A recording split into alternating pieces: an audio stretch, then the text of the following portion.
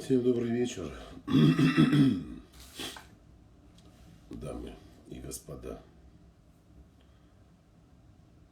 Воскресный эфир 18:56. Предлагаю пообщаться часик. Вот, пока идет дождь на улице. Не знаю, как у вас. У нас на даче тут прям очень все громко. Молния, гром. Думаю, вы сейчас тоже услышите. Здравствуйте, многодетный папа. Да, здравствуйте. Так. Я сегодня со своим другом Никитой и с братом устроили мы, конечно, такой заезд классный на УАЗе Патриоте по бездорожью. В таких местах побывали, просто крутых. Невероятные эмоции, кайф. Просто супер. Так что всем мужчинам рекомендую испытать это удовольствие. Вот. Здравствуйте, благодаря вам ушла от мужа алкаша. Здрасте. Благодаря мне. Это вы благодаря себе ушли. Потом вот ваши алкаши и бегают за мной. И пишут мне: я тебя найду, я тебе то. Я как бы и не боюсь то, что они меня найдут. А время только отнимают. А все почему? Ну, в какой-то степени я, конечно, сопричастен, потому что вы же, видимо, что-то услышали и сбежали от него. Вот. Ну, а так-то это ваша ответственность.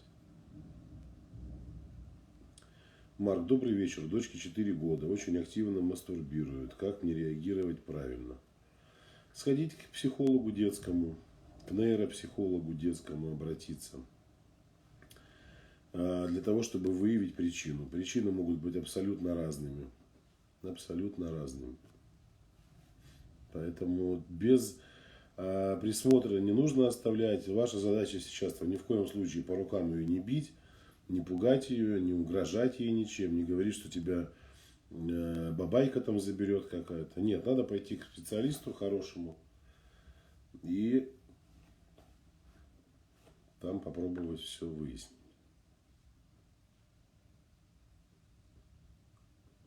Ага.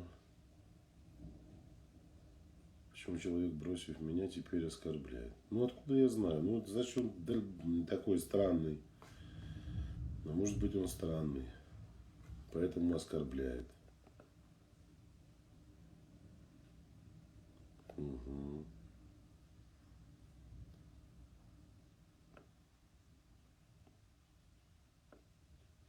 Предала мужа, развелись. Должен ли заботиться обо мне? Очень сожалею, не прощают общие дети. О детях, да, должен заботиться. А вы для него кто?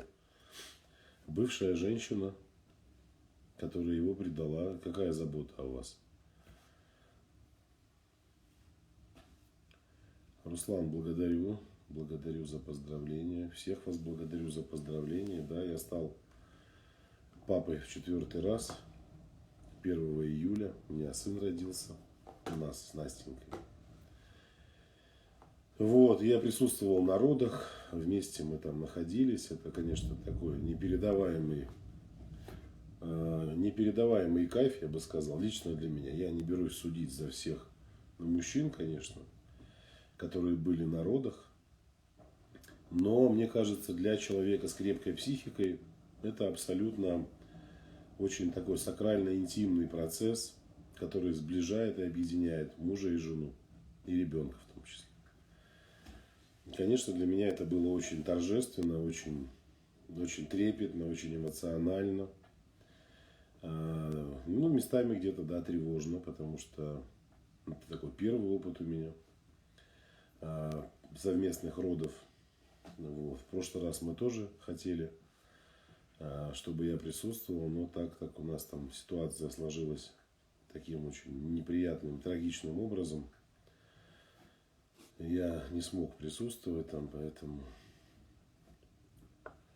так. А так все хорошо. Вот. Ест, спит. Скоро начнет уже характер показывать, чувствую. Что делать, если я люблю женатого мужчину, и он меня, а мужа я разлюбила? Стоит ли жить с мужем, если он меня раздражает? Уси-пуси. Вот так и хочется сказать: ну, боже мой, я люблю женатого, и он меня. Так что вы не вместе тогда? Чего вы задаете мне эти вопросы? Вы должны быть вместе. Рома, привет, дорогой. Вместе должны быть, если вы друг друга любите. Здесь важно не додумывать, не придумывать себе ничего, а позволить мужчине, который говорит вам, что он вас любит, принять активные действия, предпринять активные действия, если он действительно хочет быть с вами. На все эти разговоры: я тебя люблю, шубу куплю, ты мне нужна. Конкретные поступки и действия какие? Он вам сказал, что вы будете вместе через сколько? Есть какой-то план, когда вы будете уже вместе? Ну, например, он говорит: ты знаешь, я там через неделю подаю на развод. Я там через 2 недели переезжаю на отдельную жилплощадь. Потом мы с тобой идем покупать кровать, на которой будем спать. А потом мы купим холодильник. А потом еще что-то. И вот и тогда это за конкретные действия. А когда это все на уровне рассуждений: давай потерпим, давай там подождем какое-то время.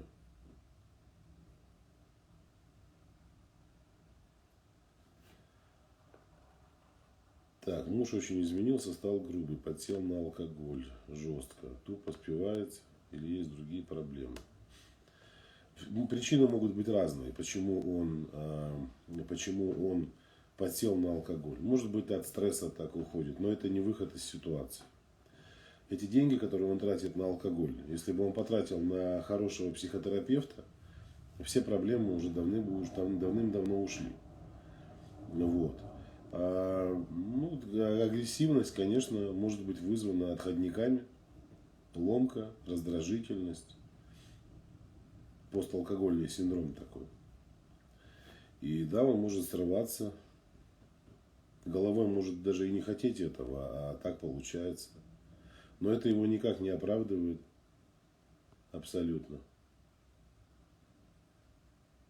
Встретила мужчину, который в прошлом разбил много машин на 5-м свидании. Везя его в машине, я попал в ДТП. Да вы что-то там придумываете себе, правда. Вот вы вы просто думаете об этом, формируете установку. Я хочу объяснить вам механизм, как это действует. Вы об этом думаете. Естественно, переживаете. У вас повышается уровень гормонов стресса. В состоянии стресса организм начинает работать и вести себя непредсказуемо. Возможно, вы становитесь менее бдительны и попадаете в аварию. И думаете, что это происходит из-за того, что у него есть опыт ДТП.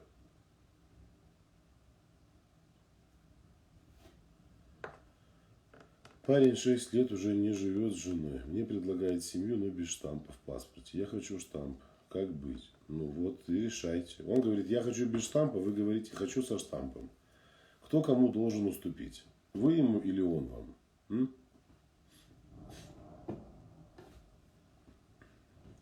Нужно договариваться. Нужно обозначать свою позицию. Почему для вас важно быть официальной женой? Почему вы хотите быть защищены законом? Почему вы хотите чувствовать себя абсолютно полноценной женщиной? И объясните ему это. Если он вас действительно любит и хочет с вами семью, и утверждает, что печать в паспорте ничего не значит, ну пускай поставит печать в паспорте, которая ничего не значит. Яна, здравствуйте, у вас там праздник какой-то, вы танцуете бамбалею? Так, как порвать любое общение с бывшим? Как только не общаемся несколько дней, тут же объявляется. Но при этом прямо говорит, что не хочет возобновлять отношения, хочет поддерживать общение. Это норма. Пусть он засунет себе свое общение в жопу. Закомплексованный чудик, блин. Вот эти мужички, парнишки, закомплексованные, с травмами детскими, они что делают? Они расстаются с женщинами и держат их на коротком поводочке потом, якобы навязывая им некую дружбу и просто общение. При этом они контролируют ваше пространство, удовлетворяют свое эго, уходят от своих внутренних конфликтов, уходят от стресса. То есть используют вас в качестве такого стабилизатора своей психики. Поэтому занесите его в черный список. И я даю вам слово, что ровно через неделю, а может быть и раньше, это чудо в перьях появится у вас возле подъезда или работы. Понимаете? За счет чего он повышает свою значимость? За счет вашей тревожности. Вы же задаете мне этот вопрос. Вы же переживаете за это. Он это все чувствует и осознает. Он все прекрасно понимает, что вы в нем нуждаетесь, что вы переживаете, беспокоитесь, что вам доставляет это дискомфорт, то, что он вам названивает, там, написывает. Нет, лучший способ для такого человека – это абсолютный игнор. Так.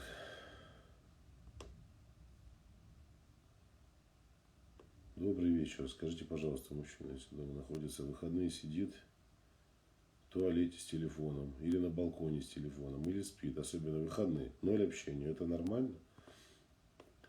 Ну, я думаю, что ненормально, наверное, как обычно это у вас бывает. Есть семьи, где люди вообще не общаются друг с другом. Как у вас раньше было?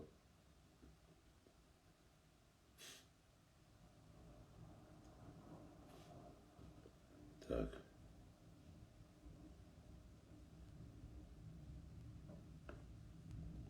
Сейчас, секунду. Как побороть страх перед мужским полом, чтобы постройнить? Как это взаимосвязано? Вы хотите похудеть, что ли? И боитесь похудеть?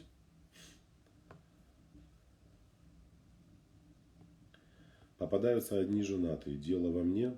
Рузанна, я вам сейчас отвечу на ваш вопрос. Вот, я просто с собой очки не взял. Оставил их там в комнате. Представьте себе, что вы родились, и вот от момента вашего появления на свет до сегодняшнего дня вы проходили различные этапы формирования личности. Начиная от того, как формировалась ваша нервная система, и заканчивая тем, как формировалась ваша психика, психосексуальное развитие, психоэмоциональное и многое-многое другое. В процессе вот этого самого созревания, когда вы проходили этапы взросления, на фоне взаимодействия со своим окружением, это самое близкое окружение, мама, папа, бабушки, дедушки, друзья, знакомые, парни, первый опыт влюбленности и многое-многое другое, сформировали у вас определенные убеждения и установки. Я вам приведу очень простой пример, чтобы вы понимали, о чем я говорю. Когда человека укусила собака, он идет и боится, что собака его укусит вновь. И каждый раз, когда он замечает собак, он даже не обращает внимания на то, что, например, может угрожать опасность от кого-то другого. Ну, не знаю, там, какой-то корова рогатая там бегает, бык разъяренный. Психика концентрирует все свое внимание исключительно на том объекте, который уже причинил боль. Если вы сформировали вот эту уникальную черту в себе, психике своей, вы надеваете на себя вот такие виртуальные очки, в которые залетают исключительно женатые мужчины. То есть ваша психика выхватывает этих людей. Причины могут быть абсолютно разными. От низкой самооценки до страха близких отношений, а между ними может быть все что угодно. То же самое можно сказать, например, про женщин, которые постоянно к себе притягивают алкашей, слабых мужиков, маменькиных сыночков, альфонсов каких-то, абьюзеров. То есть у каждого из нас есть определенный запрос на отношения.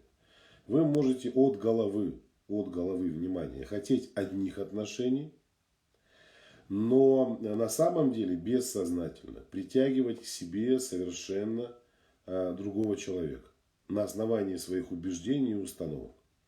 То есть у вас есть определенная наживка в вашем бессознательном, через которую вы притягиваете к себе определенный типаж. И в этом случае, безусловно, с этими убеждениями и установками нужно работать.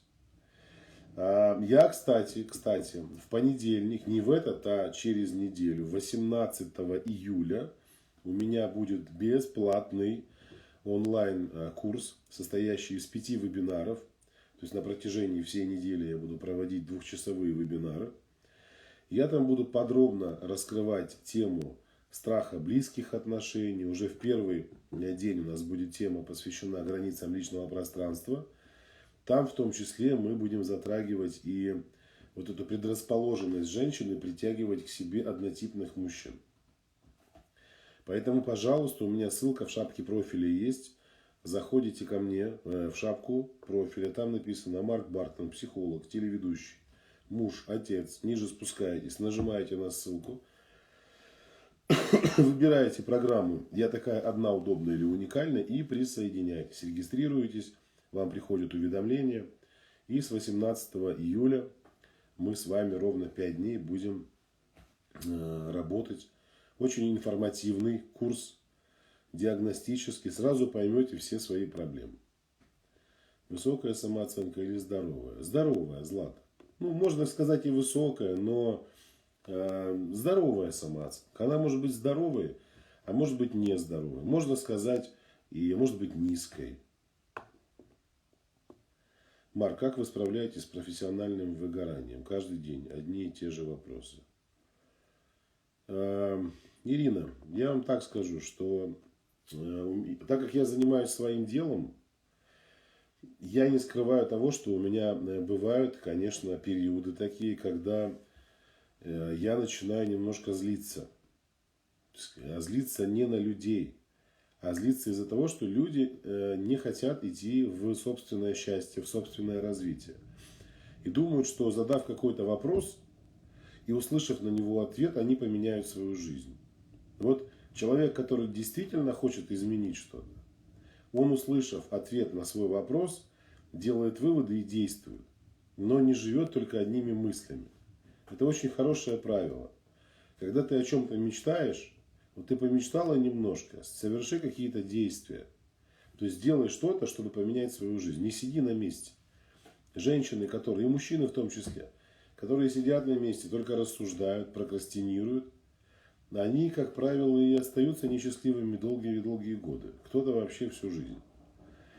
Вот. А у меня есть абсолютно разные способы, источники работы со своей агрессией, работы со своим телом, со своим состоянием. Сейчас я вот, сынулька родился, я пропустил уже 2 недели тренировок. Вот, не занимался. Так я регулярно занимаюсь, вот, и спортом. Так-то по мне, может быть, и не видно.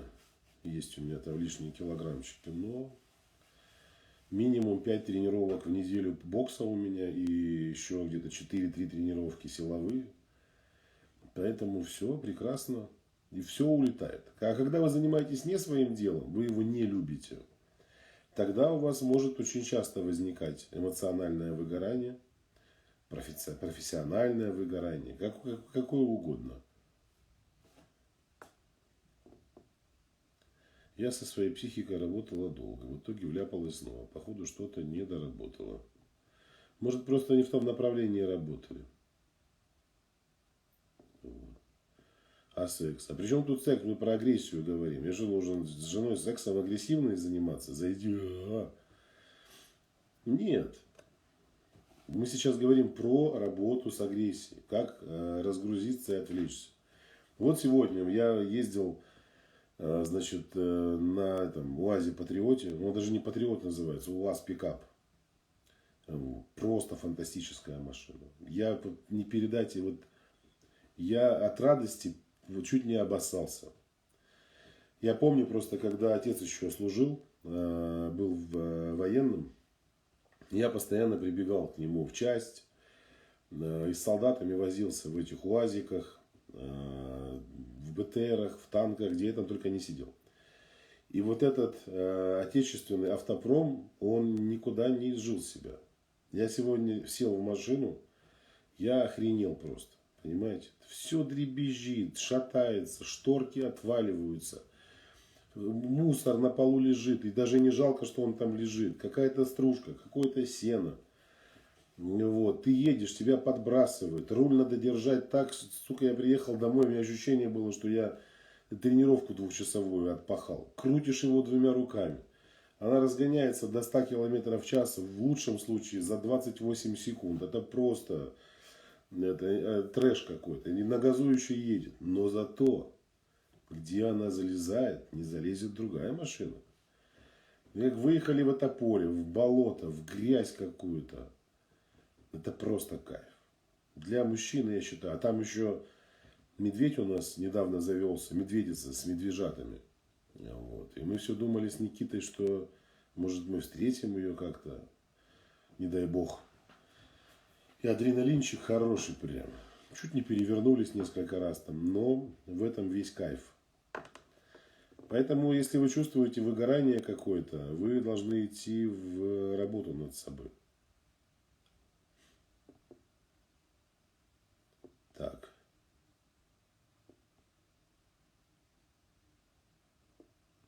Секунду.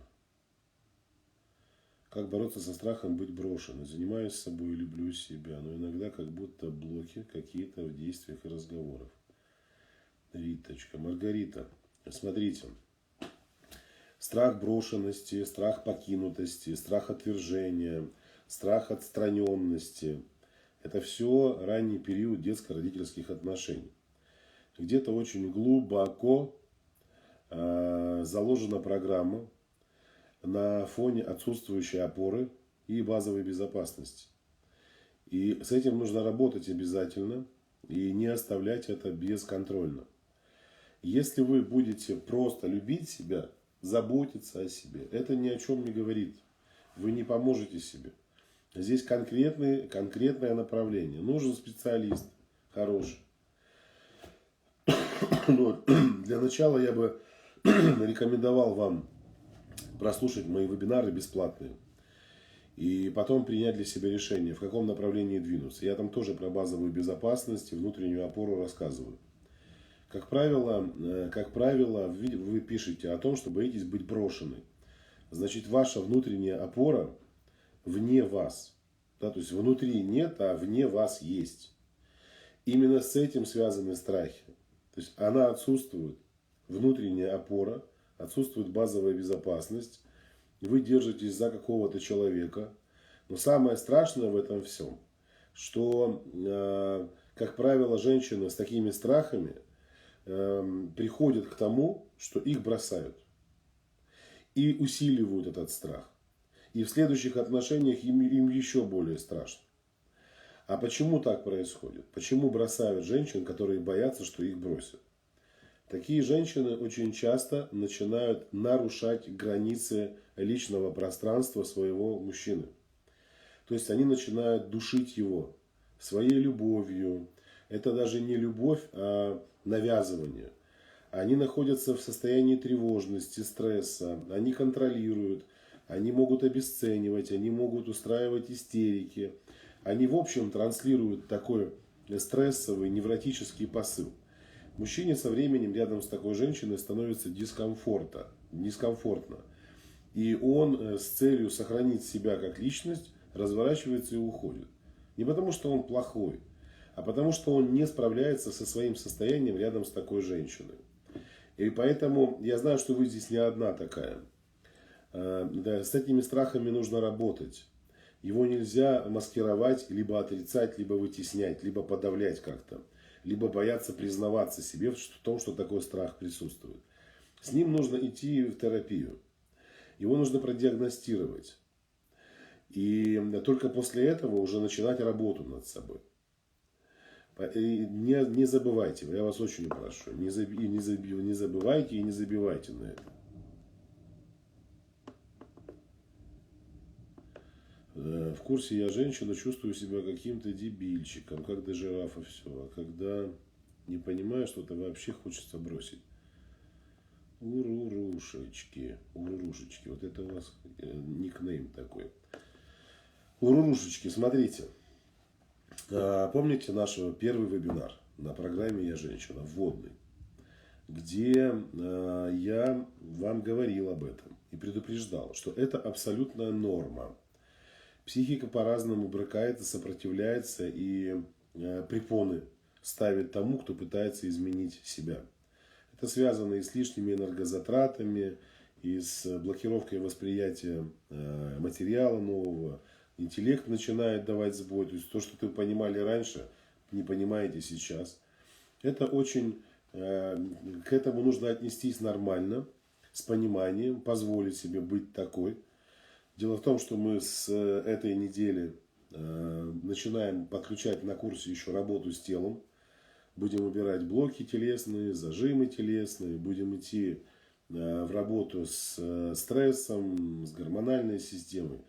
И попробуем через тело зайти. Потому что очень часто присутствуют блоки телесные, влияющие на восприятие информации, как ни странно.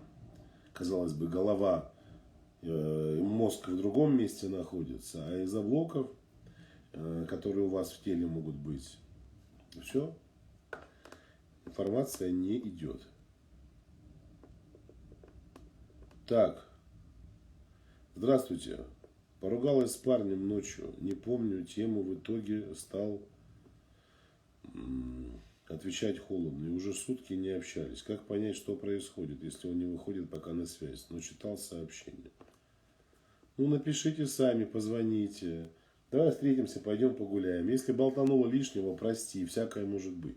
Вы же поймите, когда два человека ругаются, там не нужно искать виновных, кто прав, кто виноват. Каждому свойственно ляпнуть что-то. Кто-то может ляпнуть более болезненно, какие-то фразочки бросить, кто-то менее болезненно. Но так не бывает, чтобы люди ругались, один остался святым, а второй грешником. Все мы хороши. Поэтому, вы знаете, есть очень хороший способ перестраховаться. Если видишь тучки на небе, лучше взять с собой зонт. Бросить в машину, пусть лежит. И ты же не несешь его в руках. Он у тебя лежит там где-нибудь сзади, на заднем сиденье. И прекрасно. Дождь начнется, воспользуешься, нужно будет куда-то пойти. Не начнется, не воспользуешься. Так же и здесь. Нужно перестраховаться. Какая разница, кто что сказал? Прости, да, возможно, ляпнуло что-то неприятное для тебя. Не хотела так. Что тебя обидело? Надо проговорить все это. Чем отличаются зрелые отношения от незрелых отношений? В зрелых отношениях два человека, даже если кто-то прав, не прав, они садятся и разговаривают. Одна сторона говорит: ты понимаешь, мне неприятно, когда ты говоришь так, так и так.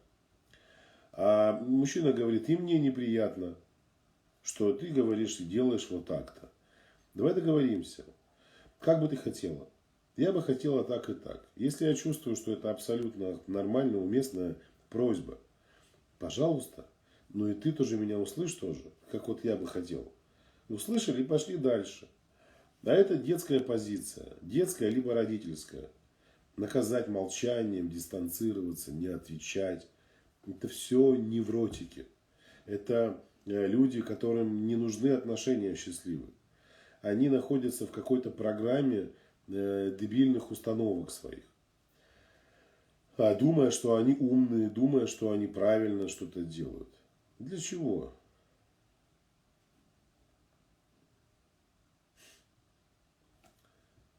Ага.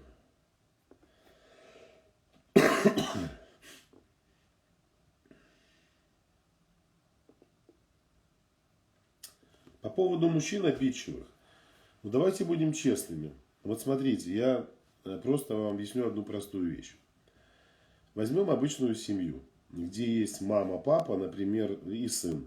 Да? Мама очень часто наказывает мальчика. Орет на него, подавляет, воспитывает, может его отчитать, пристыдить где-то, манипулировать им.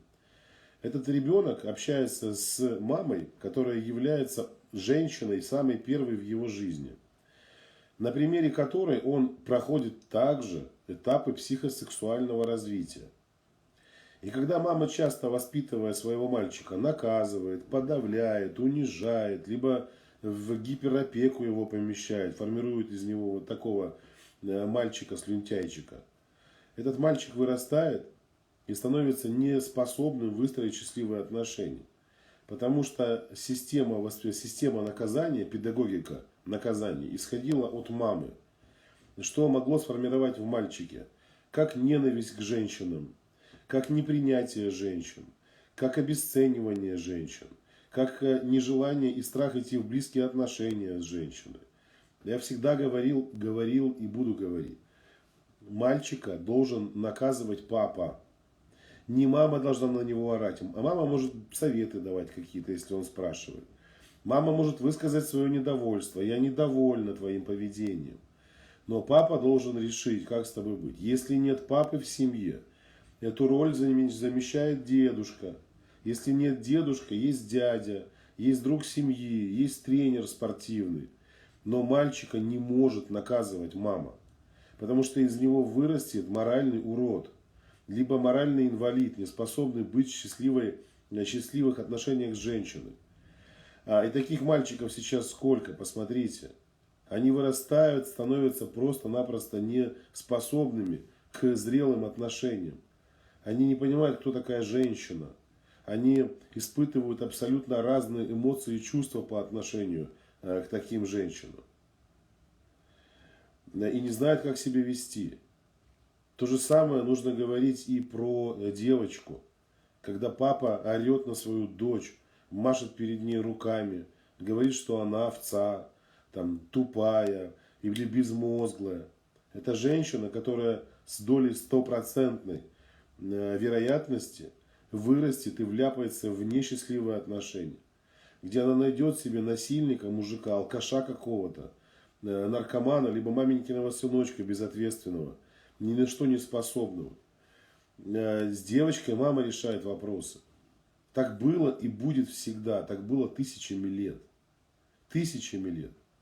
Папа, да, может с девочкой поговорить, объяснить ей, рассказать о своих беспокойствах, но не отчитывать ее. Может высказать недовольство. То есть мне не нравится. Но не переходить на ты послание и начинать ее там принижать.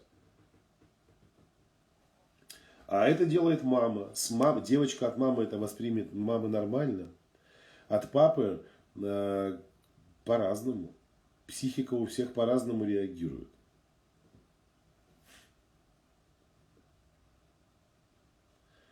Что делать, если парень тормоз?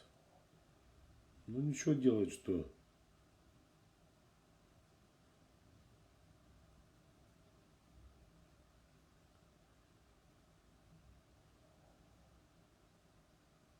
Так.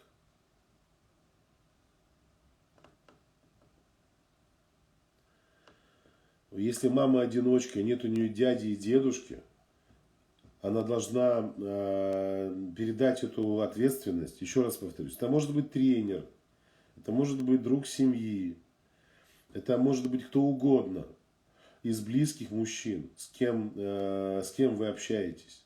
Муж подруги, который не с позиции унижения, а с позиции разговора может поговорить с мальчиком на очень интимные темы.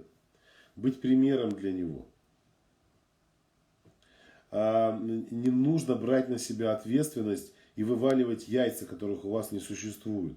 Для того, чтобы показать всему миру, какая вы мама.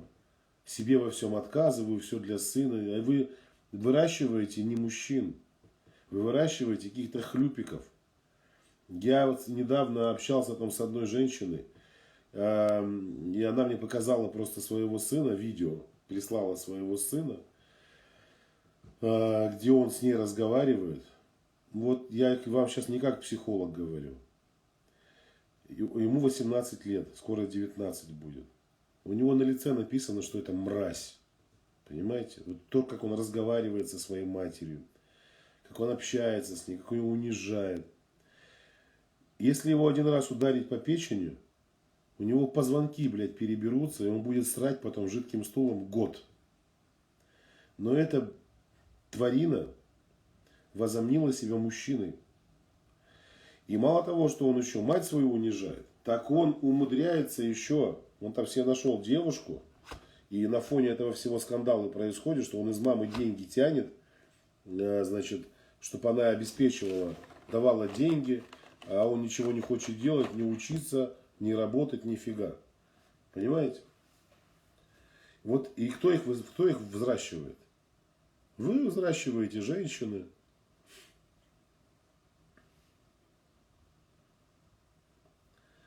Что означает, если мужчина постоянно говорит, вот была бы ты мудрой, то сделала бы так и так по отношению ко мне. Это бывший мужчина. Да не надо с ним общаться. Женщина может стать мудрой только рядом с мудрым мужчиной. И то она может стать не мудрой, а осознанной. Понимаете? Осознанной, а не мудрой. Мудрость, корень ут. Вы знаете, что такое ут? В библейском писании ут – это мужской член, фалос. Это фаллический символ, это энергия мужчины. Мужчина может быть мудрым. Если мужчина баран тупой, я не спорю, не спорю. Есть женщины, с которыми невозможно договориться. И какой бы ни был умный мужчина, мудрый мужчина, есть женщины, для которых это абсолютно недостижимая величина. По одной простой причине. У нее не столь развита эмоциональная нейронная шкала. Понимаете? То есть эмоциональная нейронная шкала. Все. Все. Поэтому в селективном мире удовые ароматы, да. Поэтому всякое может быть, конечно. Может быть и первый в вашем случае вариант, а может быть второй.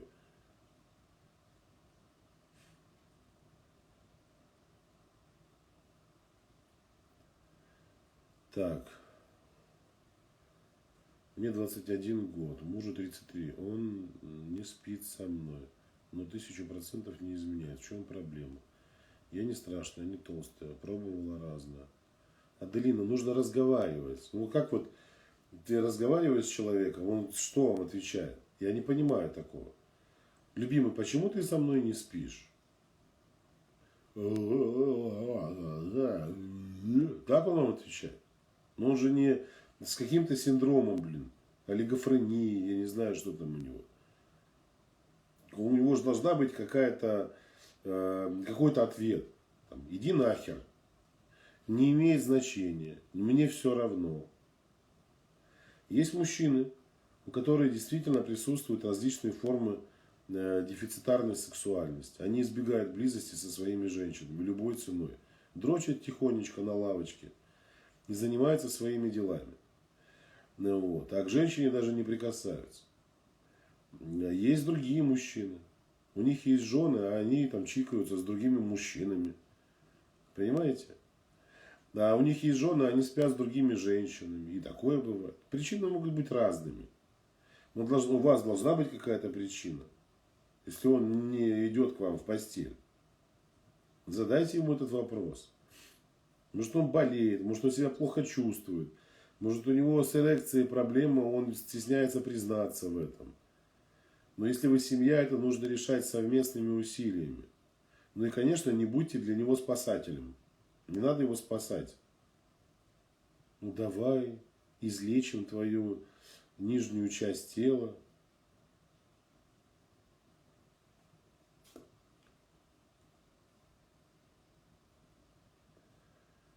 Денис, не могу найти свою единственную, постоянно меняю партнеров.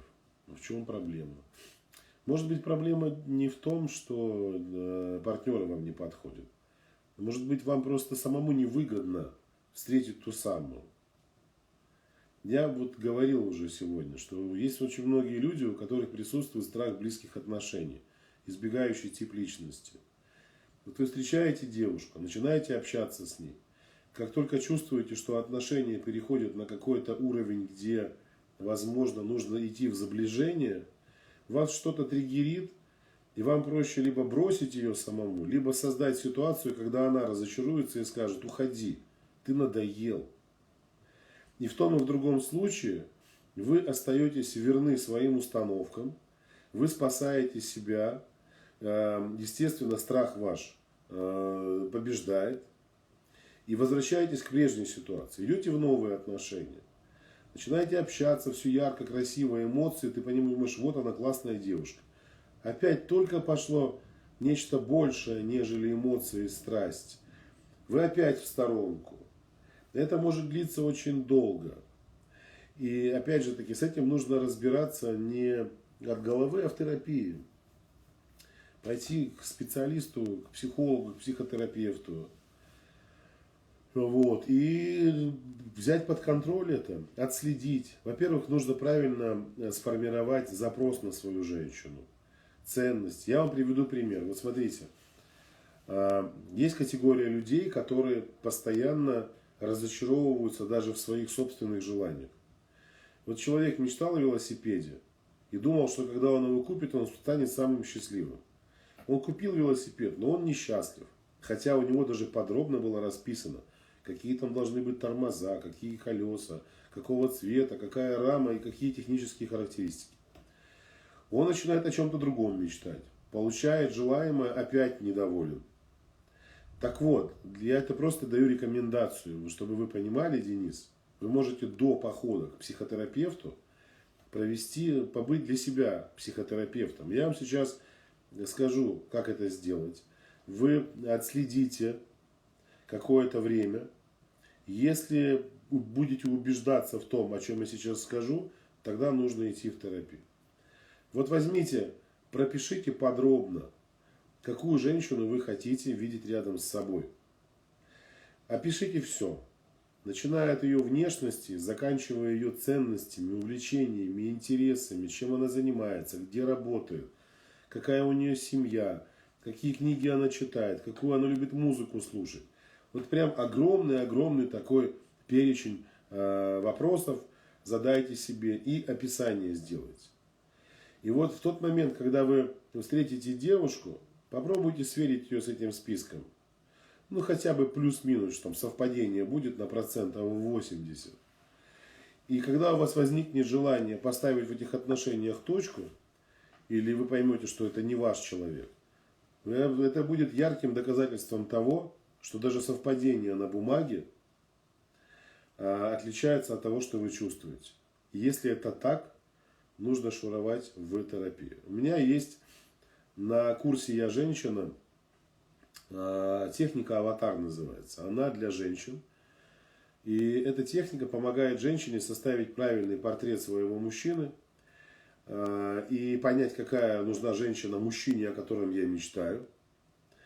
И после этого он начинает как бы появляться в жизни. Да, то есть притягивает она его. Не от балды притягивает, а осознанно. И вот очень многие девушки сталкиваются с такой проблемой. Они прописывают портрет своего мужчины, встречают того, кого прописали, а чувствуют, что не хотят с ним быть в отношениях. Проблема в ком? В мужчине? Нет.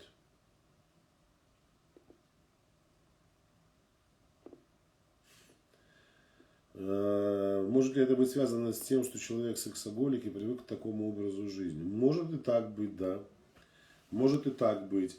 Вот есть такая форма сексуальности, деструктивная называется. Это когда партнеру очень быстро надоедает другой партнер. И ему необходимый постоянный какой-то драйв, адреналин, новые гормоны, новая эмоциональность. И только период влюбленности заканчивается, а люди бжик опять и разбежались. Опять встретились с партнером, опять яркие эмоции закончились, бжик и разбежались. Может из-за этого быть.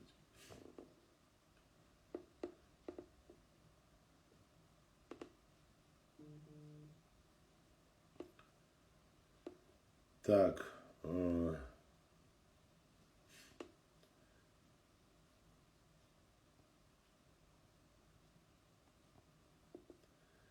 Я разведена и сейчас встретила мужчину, но почему-то начинаю искать сходство со своим бывшим мужем, абьюзером. Боюсь вляпаться опять в абьюз.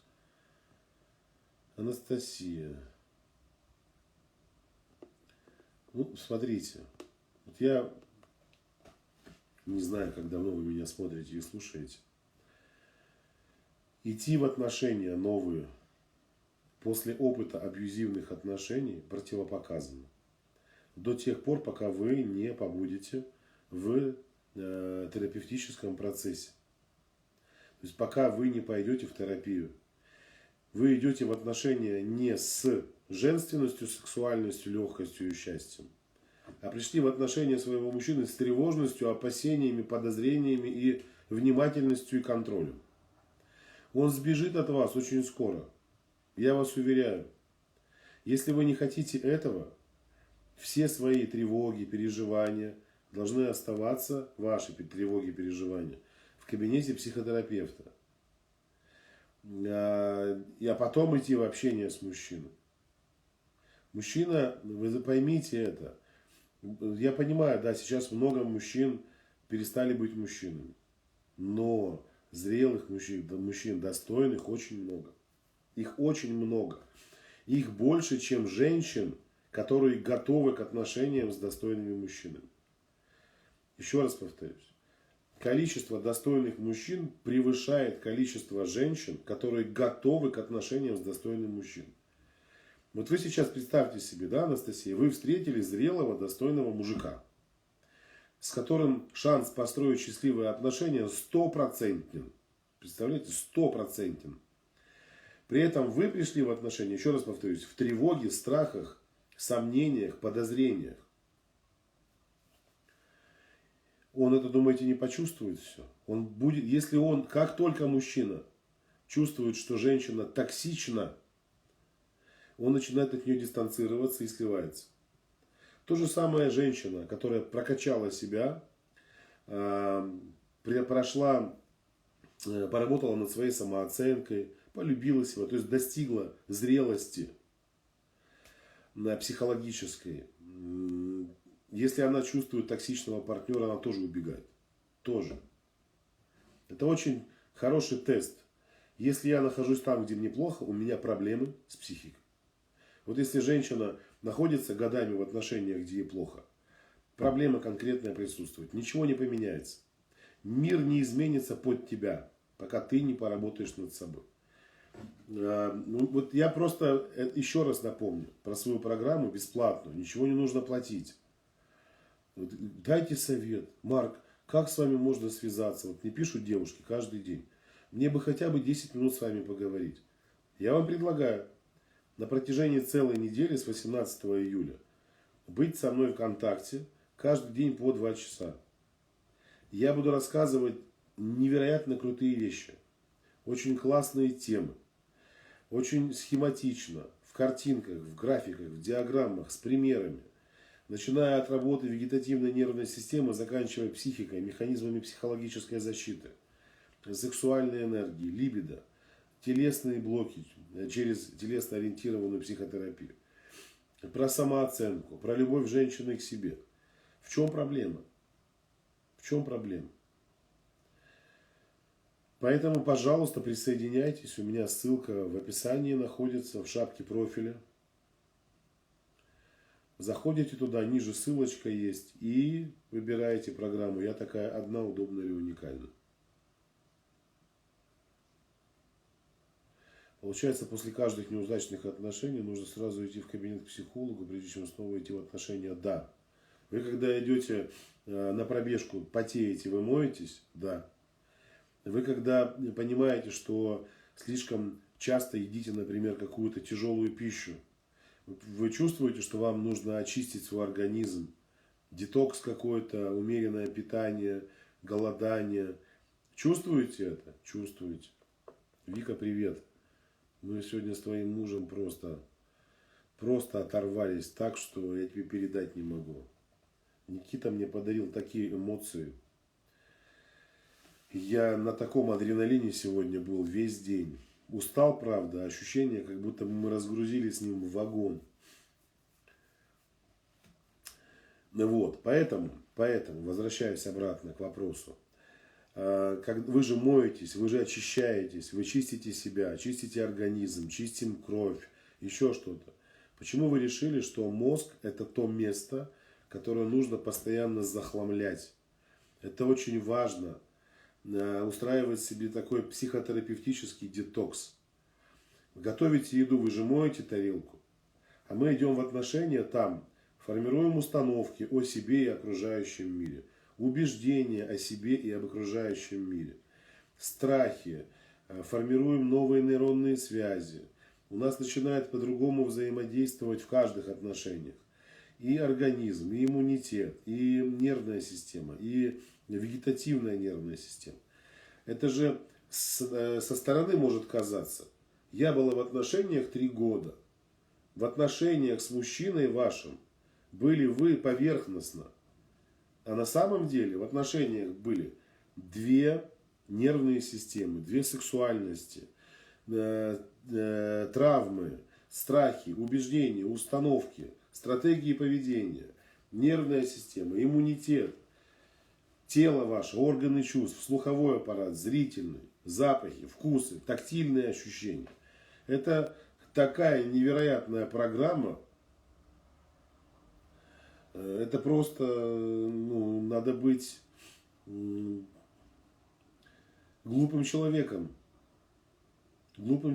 чтобы подумать, что если я рассталась с одним партнером, иду в другие, это никак не повлияет на меня. Еще как повлияет. Еще как.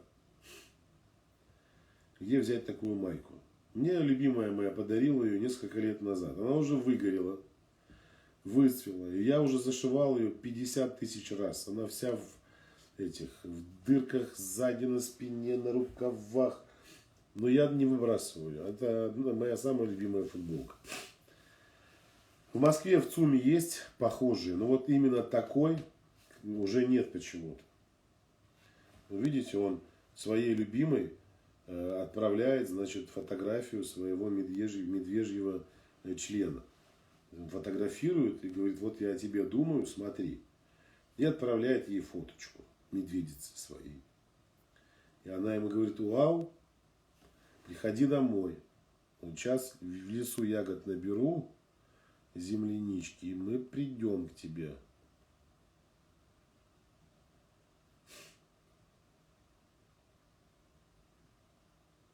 Так.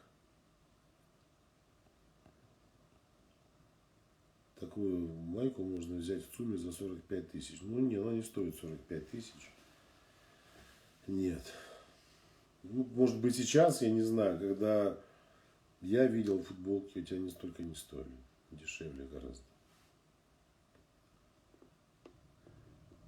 Добрый вечер, Марк.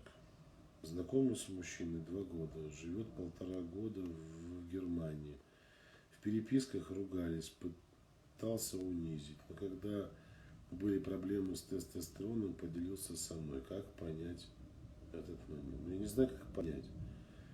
Я не понимаю, как понять отношения на расстоянии. Еще и ругаться надо умудриться. Что это такое вообще? На основе чего там делите? Господи.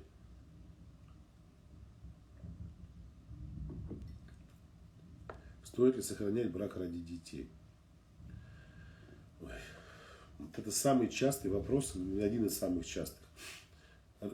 Какой брак, ради каких детей? Что вы хотите сохранить ради них?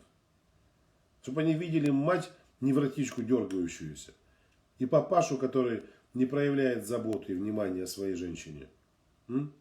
Дети должны видеть, как папа просыпается утром. И мама обнимает его, крепко прижимаясь к нему, и говорит, я по тебе соскучилась. Я тебя люблю. Ты у меня такой сильный, ты у меня такой классный. Я восхищаюсь тобой, я тебе благодарна. Как она заботится о своем мужчине. Как она с ним разговаривает. Как она может поделиться с ним чем-то. Как мужчина подходит к своей женщине, обнимает ее. Как мама и папа друг с другом взаимодействуют. Дети не должны слышать эти крики, пошел в жопу, овца, мразь, бах, трах, бухающий мужик, вечно недовольная мать, срывающаяся на детях. Прекратите, прекратите. В жертву себя приносят. Ради детей я буду страдать, блядь, жертвины. Возьмите себя в руки. Не справляйтесь сами, блядь, вперед к психотерапевтам. Ради детей буду терпеть. Сама страдает и детей додиков воспитывает. Потом они вырастают, не могут построить счастливые отношения. Бегают и мучаются. Что это такое? Детей в стороночку. Что вы сплели их туда? Это называется эмоциональный инцест. А ну-ка идите-ка сюда, вместе потрахаемся. Нет, дети это дети. У них мама и папа остаются всегда. Всегда остаются. Я тоже переживал развод. И у меня в прошлых отношениях ребенок. 2. У меня с ними замечательные отношения. Удивительнейшие отношения. Добрые, открытые, чувственные. Заботливые. Я их люблю, они меня любят. А почему? Потому что никто не пытался создавать видимость ради детей. Дети все чувствуют. Даже если вы будете ходить и делать вид, что у вас все здорово и замечательно. Давай будем делать вид, что у нас счастливая семья. Ой, Господи. Вы никогда ничего от детей не скроете.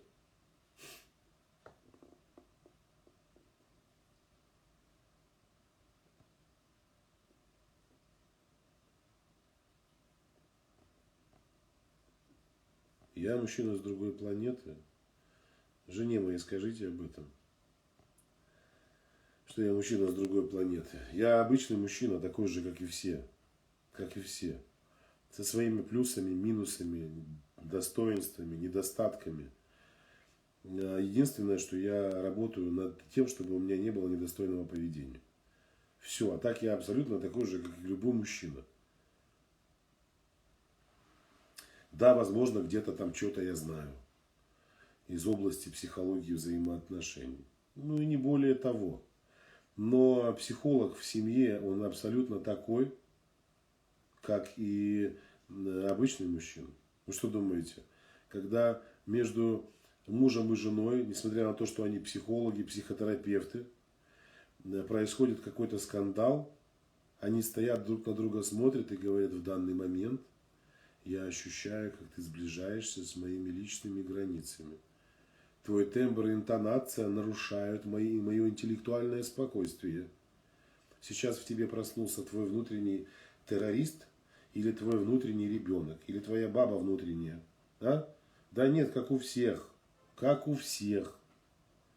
Гыр-гыр, быр-быр. Да, но зато потом сели и обговорили все. Ну это нормально.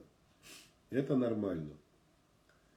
Это как, знаете, часто мне пишут там: ой, сидит, умничает, 2 развода было, и сидит тут рассказывает о том, как нужно там семьи создавать. Господи. Ты знаете, то же самое, что вы придете к гинекологу с воспалением придатков и будете гинекологу говорить: ты сама-то залезь на кресло, ножки раздвинь, сейчас проверим. Может, у тебя там вообще все воспалено. Лечить она меня собралась. Лечить собралась меня. Успокойтесь, расслабьтесь. Все хорошо, все прекрасно. У нас осталась минута до конца эфира. Как-то странно, почему вернули опять ограничения по эфирам. Раньше можно было уже и выходить и бесконечно долго. Всех вас благодарю. Не на все вопросы, естественно, ответил. В прямой эфир поотвечать на ваши вопросы еще раз. Всем хорошего вечера. Напоминаю, что ссылочка на регистрацию на мой бесплатный онлайн-курс находится у меня в шапке профиля. Вот. Но по поводу Миши, кстати, скоро будет сюрприз очень интересный. Вы все увидите. Всем пока-пока. Мужчинам жму руку. Девушки, не забывайте себя любить. Всем пока.